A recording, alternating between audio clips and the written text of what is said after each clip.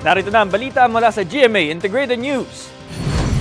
Patuloy ang pagdami ng mga biyahero sa mga terminal ng bus na uuwi sa kani-kanilang probinsya para sa darating na barangay at sangguniang elections at undas.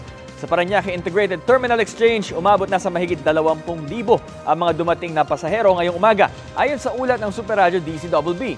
Mas marami ito na mahigit 5,000 kumpara sa mga normal na araw na nasa 15,000 ang average na bilang sa umaga.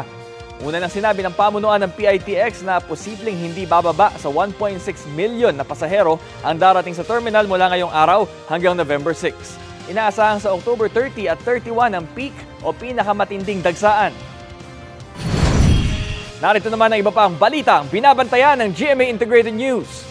Konstruksyon at lane closure sa NLEX, SCTEX at NLEX Connector suspendido simula ngayong araw hanggang November 6 para bawas sa gabal sa mga bibiyahe pa probinsya. Trough o buntot ng isang low pressure area na nasa labas ng PAR magpapaulan ngayong araw sa malaking bahagi ng bansa ayon sa Pag-asa. At Tel Aviv sa Israel binulabog muli ng ilang missile warnings.